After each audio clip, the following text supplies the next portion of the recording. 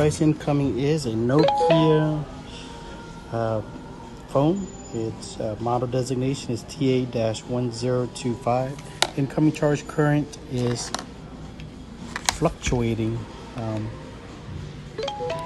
at about 1.50 amperes to 0 amperes. Charge port does not appear to be fitting snugly. The front of the screen is severely cracked, and some of it shows fragmentation over here.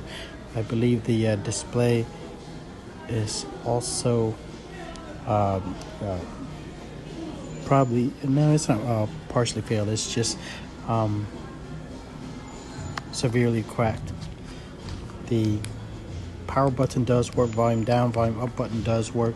There is a little bit of color distortion towards the center of the display.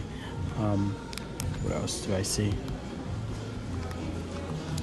The rear camera does not appear to be cracked. Front camera does not appear to be cracked. I'll go ahead and take a quick look to see how much a screen costs, and I'll give the price estimate for the